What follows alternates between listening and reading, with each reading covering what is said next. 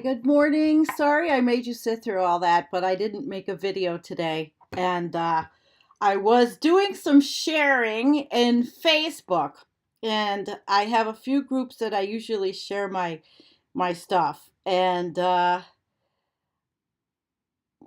it's a one woman show. So good morning, everybody, and welcome. I see that I've got a good group, and let me just set up my little thing here so I can see all the comments. And okay, all right. So we gotta say good morning to Jean, and Jean says, "Hope I'm feeling good." Jean, I had a phenomenal headache, but nothing Alka-Seltzer plus cold couldn't get rid of.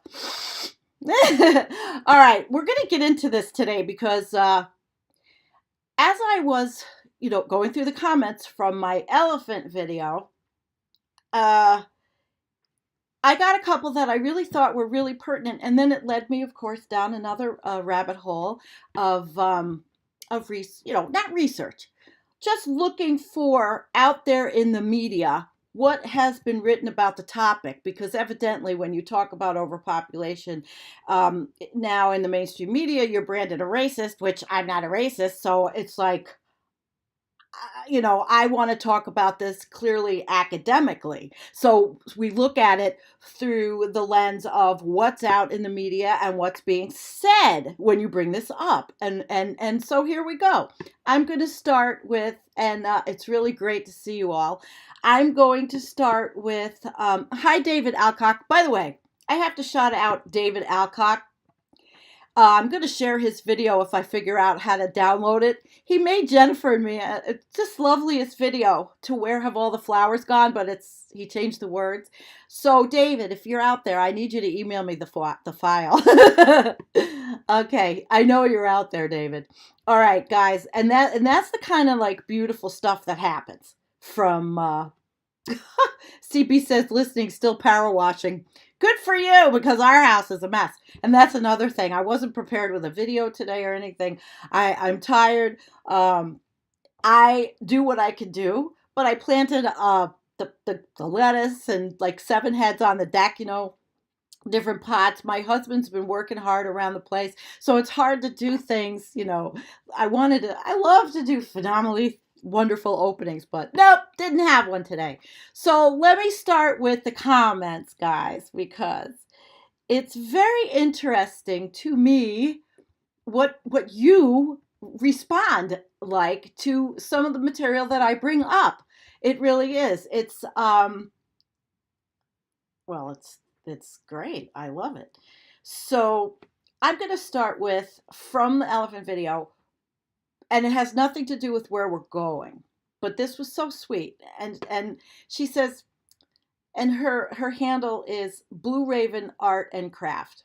And she says, "I cry all over all this stuff too, Sandy. You are not alone. Sending hugs from Australia. Cheers, Ginny." And she wrote, "Yes, it's tragic. Consider living vegan.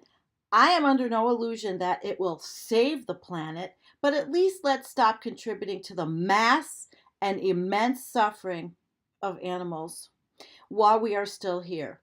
It is so easy to live a life that causes far less damage. Veganism, which I know this is not a diet, it's an ethical position that seeks to do the least amount of harm, not using animals in any way for our own personal gains and satisfaction. What's wrong with that?" She goes on and says, "The fact that we think we can own another being's soul is a lot of the problem. Our attitude is so wrong.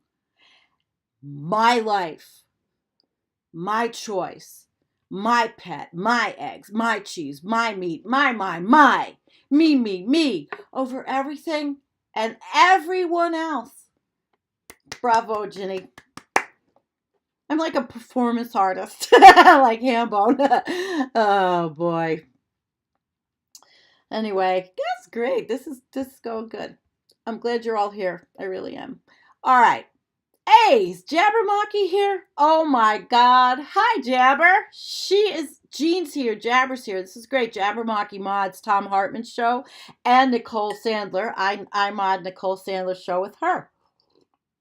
and it's great. And Nicole does a fabulous show. Different than me, but she does a fabulous show. All right, let's dive right in to Marty McCorkle. Marty should be a writer. Now, Marty writes a really good comment, but I'm going to start with, because Marty's is like the pièce de résistance. So, first of all, it's about George Monbiot attacking. He attacked Planet of the Humans for promoting population control or mass die-off, which I didn't get from that movie at all, as a solution to climate breakdown. He said population growth is what people reach for when they want to kick down rather than kick up. He expressed, this is Monbiot, he expressed alarm that more would support an argument that, this is not how I see it either, an argument that poor black and brown people who actually use the less resources globally are responsible for climate breakdown because they have children rather than rich white people who use private jets and SUV. That claim is inherently racist, which completely is not what I feel, or most people, that I know, okay, that we talk here. I couldn't have it. I couldn't allow it on the channel. We don't have a fringe channel with a bunch of weirdos. And if you are a racist, you're pretty good at not letting me know. All right. And the next one was the Anthropocene gardener. Thank you for this comment, which was quick. George Monbiot disappointed me horribly a couple of days ago in a new video. He instantly and unthinkably equated any discussion of overpopulation with genocide and racism. And it's true, it mixes us up with Agenda 21 people who think that, we've got this agenda and all, and we're looking at this purely from a, stand away from things so closely and stand back and look at the global picture of what we're discussing and take the like I said, academically, not angrily, not from a historical viewpoint of oppression and killing and all that, the negative stuff. Purely, let's talk about this as what the earth looks like. I mean, you saw, I made a video the other day, that artist, I'm good. His movie is Anthropocene, oh, how could I forget? Because I have a headache. Anyway, let's go to Marty. This is like, I gotta take a breath with this. All right. Other species undergo population overshoot and population collapse every day. Humans are experiencing population overshoot, and our numbers will collapse as our 8 billion overburden our habitat and crush it. George Monbiot, a journalist who until recently I assumed had more wits than a shallow soup dish, put out a video to call Michael Moore a racist for bringing up our elephant in the room. Not Sandy's elephant in Africa, which are not racist to mention, not yet. Moore, proving himself a hooded KKK dragon, dared to mention our human failure, our big stupid, our refusal to listen 50 years, not 12 years, 50 effing fucking years, that having kids will kill us, back to Earth's acceptable human numbers, or kick us. Okay, again. George Monbiot says that even saying overpopulation makes the mentioner an especially rotten Adolf Hitler, and comes with a side order of a burning cross or salad. Your choice.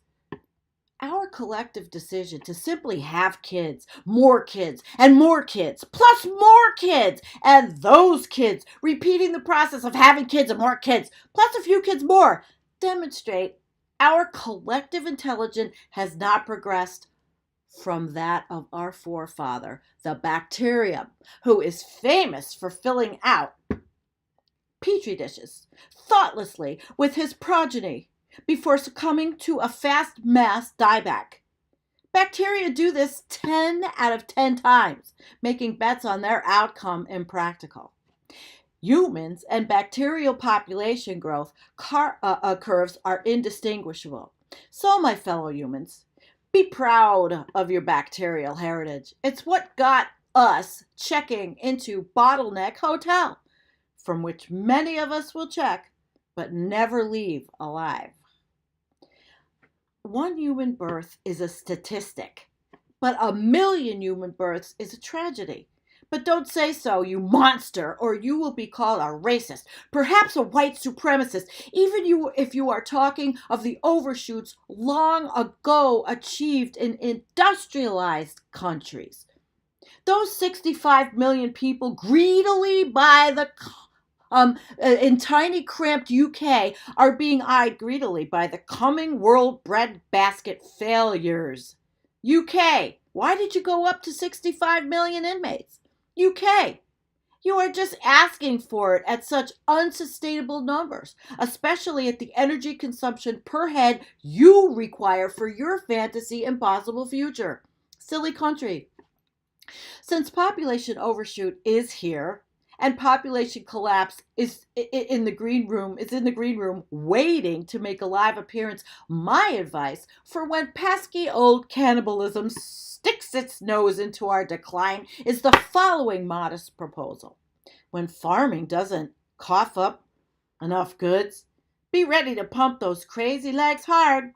Learn to run fast on an empty stomach, because cannibalism is here, boys and girls, and you don't want your 5 days' worth of food in the form of a scared, plumpish fellow to escape your hungry clutches for lack of speed. Oh, don't look down your moral nose at me, bud. Just wait until you get hungry. Read about those remote Pacific lifeboats or Andean flight crashes involving lunching on the freshly dead. Dig up and dig in. Even now, most people imagine that they're still in the late 20th century. The way Wile E. Coyote imagines his feet to be on terra firma, while Mr. Coyote is standing firmly on thin air, an unfortunate few feet from a cliff-safe ledge. As they say in cartoons, FOOM! Congratulations. That's the secret word for 20th century. FOOM! Here's the $50. We were meant to fly, not to the stars, but to the earth, to an ongoing stable relationship with this joint, this only home of ours. Instead, we reproduced madly. And now we hope our children will clean up our own mess that we are still adding to. How's that working out so far? I don't hate my species' overpopulation any more than I hate mice for overpopulating. My species is no more sophisticated about reproduction than our great-granddaddy bacterium, running nature's script to the letter. Overpopulation, it's our destiny, even to our doom, revealing humans as another of nature's kids, overshooting its capacity and dying back again and again and all the time. From locusts to beer yeast to reindeer to field mite to starlings, boom, boom, us. Humans are nothing special among species, just nature, with the bells and whistles of technology following that ancient cycle of fluctuating numbers, thoughtlessly and forever. We are nature-eating macadamia nuts and jets, unwittingly doomed, perform nature's script like a 1930s actor unable to free himself from a draconian movie contract while pretending he's in control of his career destiny? Leave humans to their script, I suppose. Who am I to fight nature? But I can't help but laugh. Good luck, everyone, especially the elephants, both those in the room that only racists dare mention and those still surviving our presence in Africa. Marty McCorkle. What a comment. Wow. So, What's going on in the chat? Thank you, Marty. Marty, do you write? Are you someone else? I thought this was about an amazing comment in a comment section. In a comment section. Well, now I say hi to everybody. Hi, Rich, Diana, and Mark Roach. I've got to go now the rest of the way. Good morning, Greg. Copy Cooney. Good morning. I'm going to go the rest of the way, and then we'll talk after we have this next discussion. After taking a breath. All right. I'm going to go. I went through some stuff. Popular media, maybe popular lefty media. I don't think the Heartland Institute folks are perusing this Vox anyway. And I started with something that was back in, okay, let me see, everybody can see, in 2017, because of the two sides of this messy argument. And I thought that Marty did a beautiful retort to what they're saying to us. But here it is. It's David Roberts, and he is an environmental journalist back in 2018, but never write about overpopulation. So what I'm going to go down is, I'm really going to go down. He says that anybody that's ever given the talk on an environmental subject knows that population is a overpopulation. The question is a near inevitability, second to the nuclear question, where people write. And he used to write for Grist. So the math confirms that population, math, okay? Just math. We're not talking about human emotion, okay? Math is not emotional unless you manage to be a statistical analysis person like I was, and you know how to do some of the numbers. Cook the numbers, baby. They all do. Math confirms that population is indeed a factor in environmental impact. Human impact on natural environment is summed up in a simple formula. Impact equals pollution times affluence times technology. So it's our fault, the Western world. It's not the people's fault in the developing countries. It's our fault. There's a market. We've commodified them to be our market, to go and gawk at their elephants, to go and gawk at their lifestyles, their beautiful indigenous lifestyles. It's our fault. The current global population has crossed 7.5 billion. Okay, so he talks the math. Says that average fertility rate will decrease, but that effect will be overwhelmed by the absolute numbers. Okay, so blah, blah, blah, go on, all the states, and including the United States of America, where population is said to grow, okay? Most of them will be fairly poor by Western standards, which means their per capita consumption of the resources will be fairly low. Nonetheless, cumulatively adding 2.3 billion by 2050 amounts to enormous additional resource use and pollution, including greenhouse gases. Mitigating some substantial percentage of that growth would be one way to better environmental conditions in 2050. Okay, blah, blah, blah. So that's all right.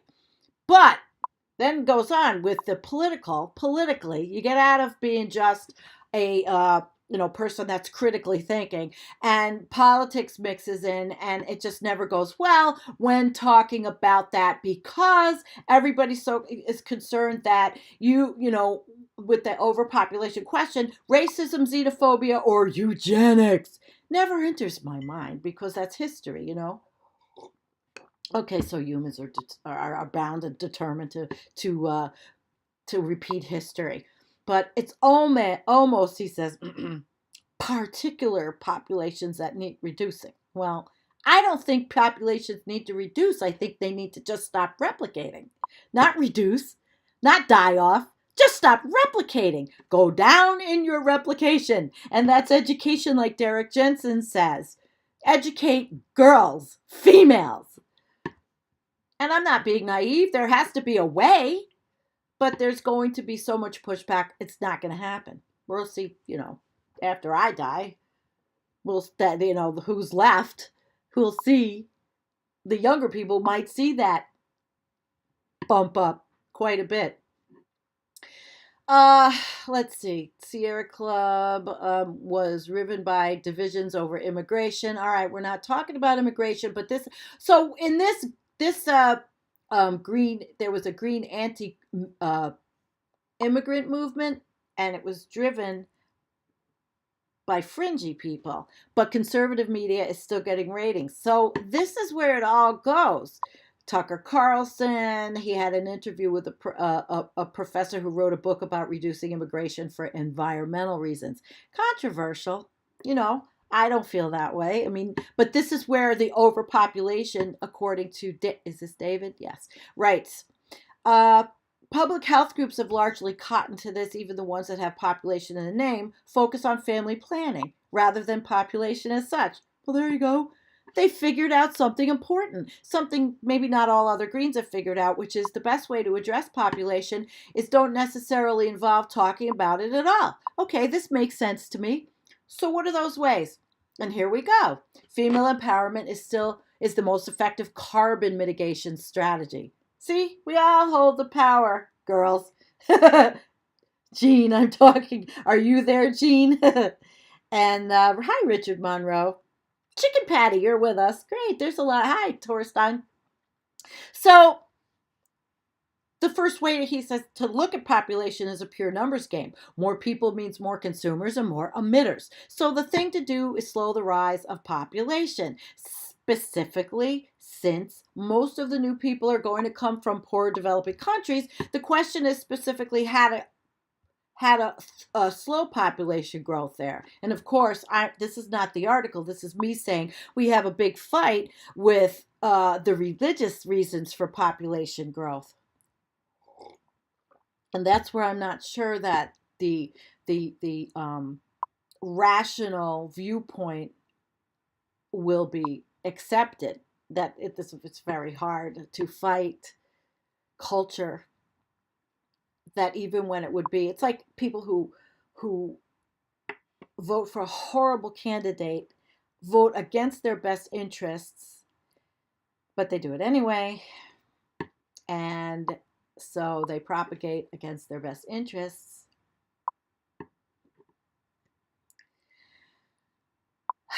Those are the two most powerful levers to bend the population curve. They are also in and of themselves an enormously powerful climate policy.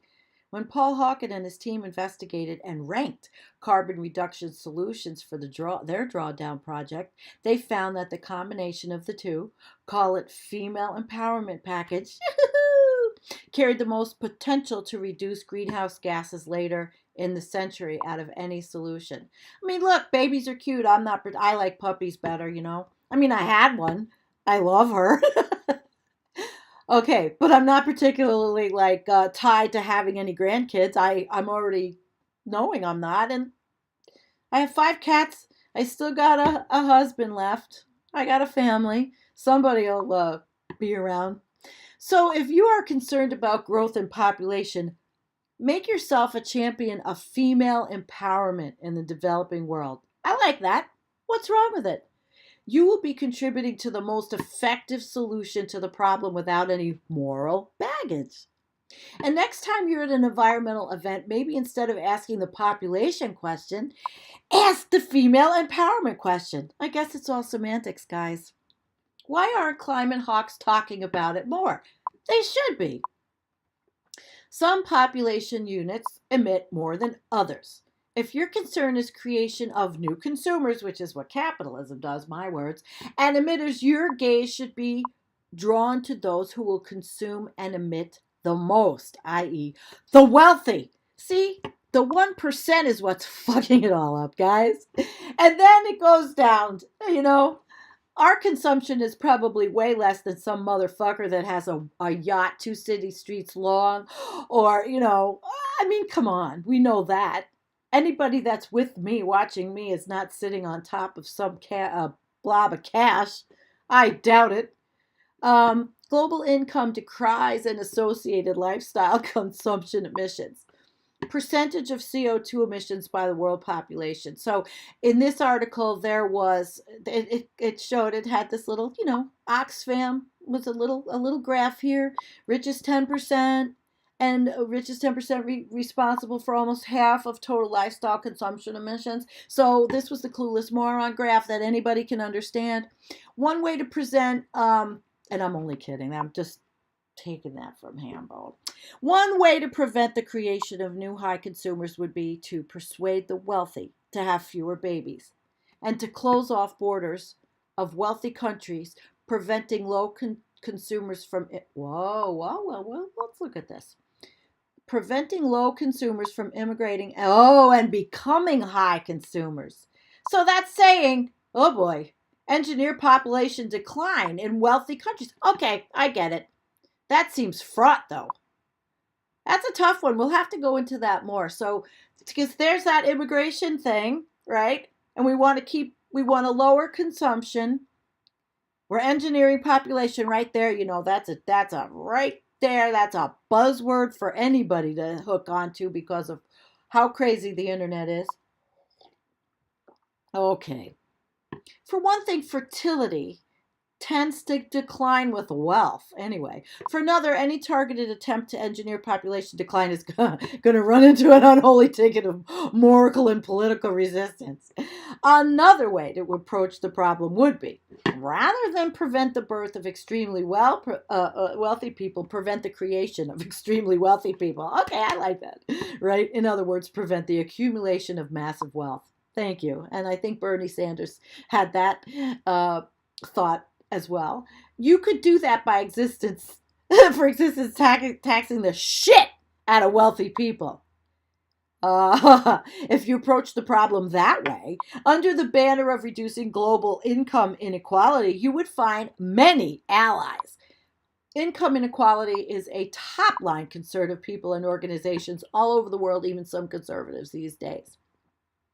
Reducing high-end consumption could have an enormous short-term impact on carbon emissions, such as climate scientist Kevin Anderson is always saying. Shifting wealth within populations, reducing the number of the wealthy and the number in poverty can have as much carbon impact as reducing the overall population. There's much downside and not much upside to talking about population. So this is this person's viewpoint. But then you have the, from 2019, How Racist Myths Built the Population Growth Boogeyman. So this was by Hiba Ahmad. And we started out with, and why can't I get rid of that little friggin' thing? I'm not going to read all of this because I'm just going to pull out what I liked, which was, see, we don't feel like that. It was fueled by relics of eugenics again and racism. It's not why we look at these things. We look at these things again in an academic viewpoint, not from an emotional or a hate or anything like that. It wouldn't be live in me. See, it largely presumes that all people on the planet have equal access to its resources and therefore all equally to blame for the environmental devastation we see today, but they don't. It also unfairly highlights low-income countries in the global south as a driver of this, implying that racialized human masses will eat the planet bare. They won't. In fact, the poorest half of global population, some 3.5 billion people, are responsible for only 10% of global emissions. It's really largely the northern lifestyles. Richest 10% of the people are responsible for over 50% of the emissions. And we saw, what did we see when during this pandemic, it was the most beautiful skies where I live. Oh my God, the cap trails were gone. Capitalism trails. Flying is the height of our uber ultra capitalist society. Northern lifestyles, largely sustained by Paul Ehrlich's Proto-Environmentalist, The Population Bond, and a book built on Malthusian ideologies of population growth as a catalyst for environmental extinction. This myth has allowed racial ideology to flourish, but well-meaning northern climate activists presume the role of planetary guardians. All right, let's see. Wait, where was it what I wanted? It's basically, okay. Where is it?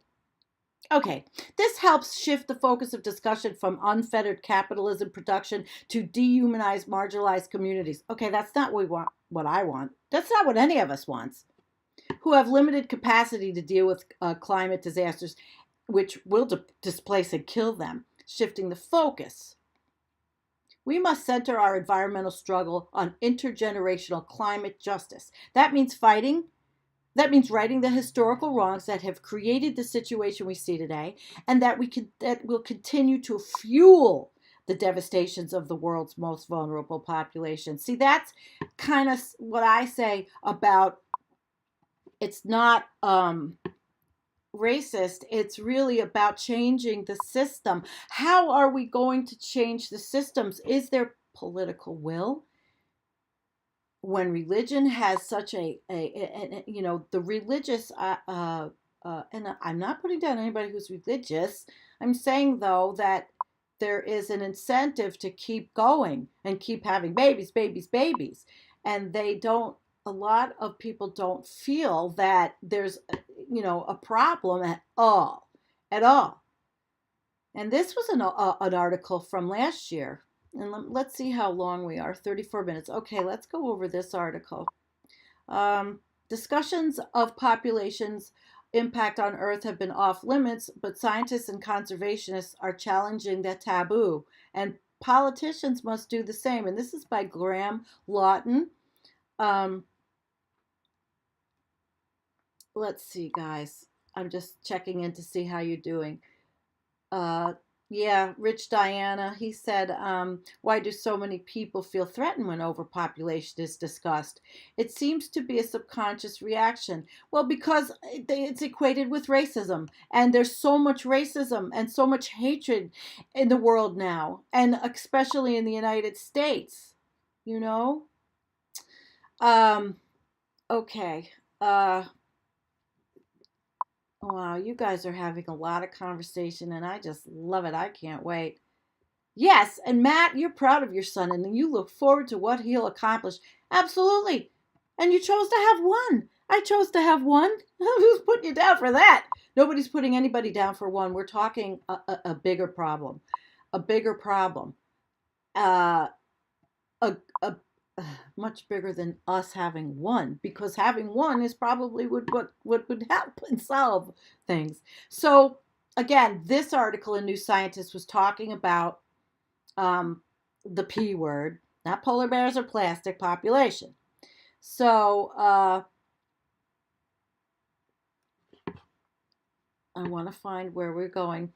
Population. He doesn't think population activists are fruitcakes or loonies or racist.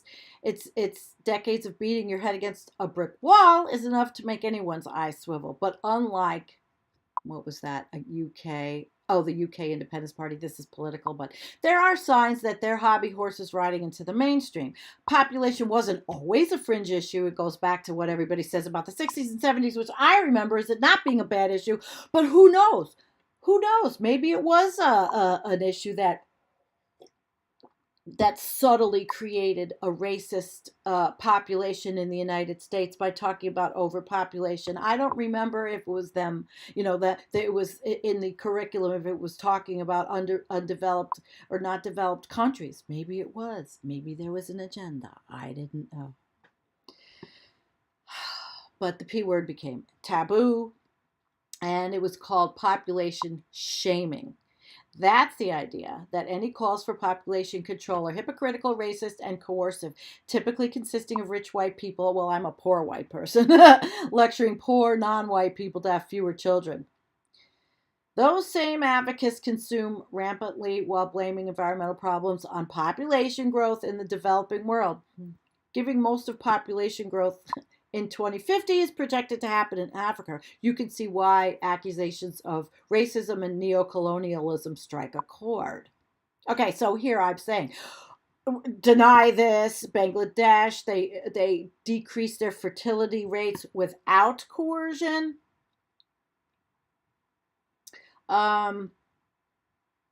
I really wanted to go down because in the interest of time. Oh, scientists are also challenging the taboo. A new report warning about dire species loss refers to human numbers as a driver. Well, obviously. As even bigger factor is David Attenborough. Every episode of his new Netflix series, Our Planet, made in collaboration with World Wildlife Fund, Big Green. Money, money, money. Capitalist World Wildlife Fund, right? Begins with him saying, just 50 years ago, we finally ventured to the moon. Since then, human population has more than doubled. When Attenborough speaks, people listen. Consider the impact Blue Planet 2 had on his awareness of plastic. So, this person said basically that they were talking about the IPCC report by them on biodiversity and ecosystem services made headlines for its dire warnings about declining population of wild species, but what went largely ignored in the media, not noticed, and he's talking about the UK, was its frequent reference to human population as a driver.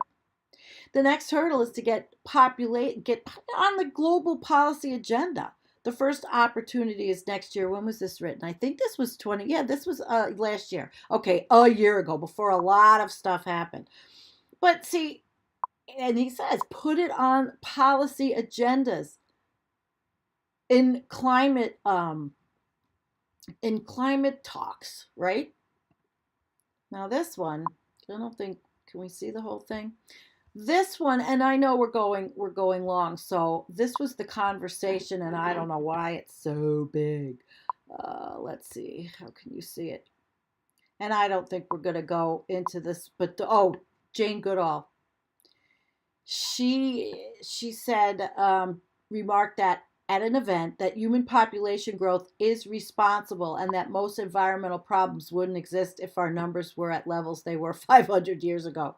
It seemed fairly innocuous, but this argument that has grim implications and is based on the misreading of the underlying causes of current crises.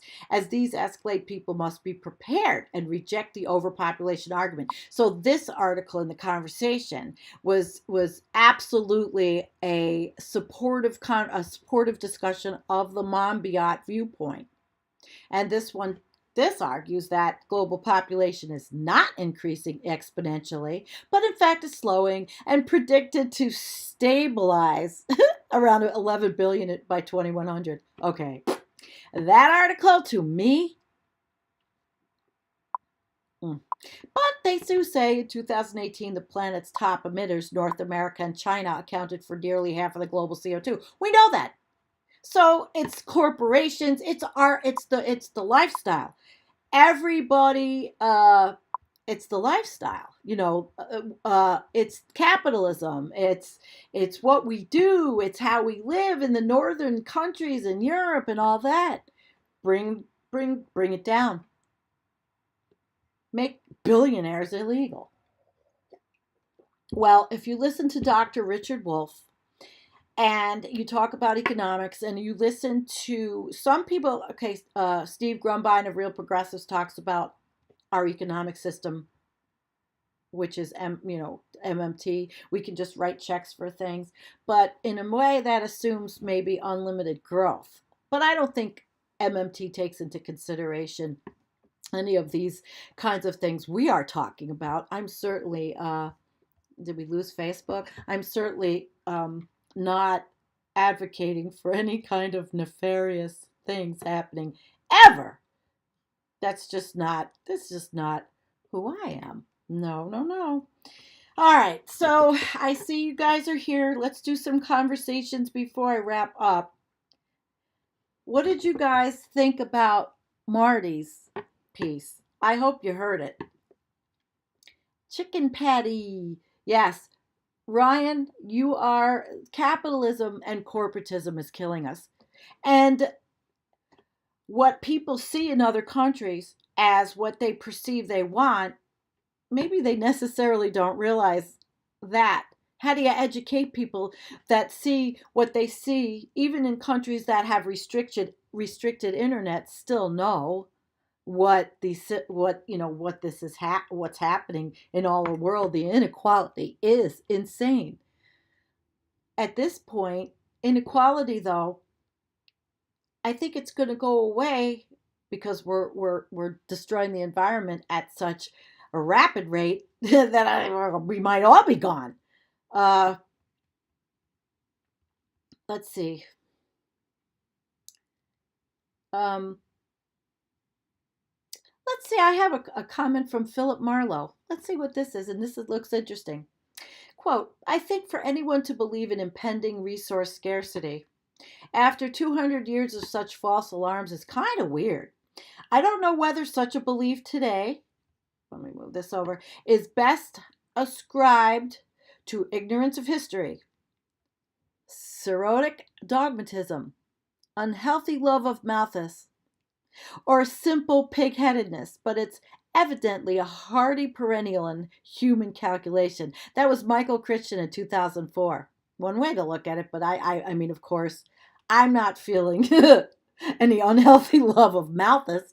I'm looking at, I guess I look at it as a very healthy love of the species that are going away because of human activity. I look at it not from a viewpoint. I'm a person that I guess I equate us all the same. You know, we have ants in my house, and I keep seeing them everywhere. And they're reproducing their little hearts out. I don't even like killing them, flick them out the door, whatever. I don't think they're termites. But it's interesting to see what they do. It's interesting to see how they carry their food outside. All the little bugs, I'm interested in how all of them behave. I have cluster flies. They also reproduce a lot. But what happens is they come in the house, they reproduce, and then you find them dead all over the floor. I believe that's a function of their they must have a queen fly somewhere. Chicken Patty says she has ants too. Damn it. Yeah, but I like to see what they're getting, and I keep, I keep everything clean, and I have 5 cats, but they're not really interested in eating the ants. Yes, I know, Richard. We have to find out where they come in. I know where they come in, and I can't fix it right now. We can only fix one thing at a time. This weekend, my husband was outside.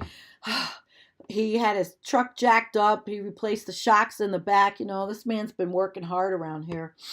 It's that time of year, and that's a good thing. We have all kinds of stuff planted, but all right, let's not digress to ants. My point is that um, everything reproduces, but we humans constantly, isn't it funny? I have to say, this just came to me. Isn't it funny how we seek to limit reproduction of things we don't like, that are not advantageous to our lives, like we call weeds, dandelions, pests. Ants are pests. um, uh, uh, Even big rats, rodents, mice, going even bigger. My fucking neighbors that were shooting at woodchucks. That was a huge fight. We seek to control them, yet we seek to then expand and keep ever expanding the population of what's advantageous to humans, of pigs for slaughter and cows for slaughter and chicken for slaughter and everything we exploit. And that is the bottom line of this whole discussion and this whole argument, is exploitation. We need to stop exploiting. We've exploited humans, have exploited everything we've come in contact with for the history of since we probably discovered fire and stood up straight. I was reading about domestication of dogs. It was really interesting how humans domesticated dogs. And it started from the wolves, and how wolves and humans were probably together before humans even stood up straight. And then once we started dominating by being bipedal and standing up, walking around, we got the use of them because they were hanging around, and humans realized that we could use the wolves for protection from other species in the little enclaves. It was fucking interesting as all hell. Everything is to me. Lifelong learning. It's like right on, spot on, the way to go. But going on from that, it's so the population argument is really from what we do. Exploitation. It's from our ultra capitalist system. We live in the United States in a cacistocracy. It's terrible people running things in many countries. And so when you go back and you say the word overpopulation, I've given you food for thought in how we can battle not looking like racist and horrible people. How can we battle the George Monbiots that are trying to tell us that we are ugly, horrible people when we're not? When we're taking a step back and looking at an issue from a much higher, much more analytical, much more academic viewpoint, and not emotionally, and not with hatred for other people, other humans that are, whatever they are doing, it's because of their systems. It's because of what humans have evolved into. What from trying to understand the unimaginable, not understandable prospects and things that they saw in front of them, that developed religions that have turned into modern religions, which have been perverted.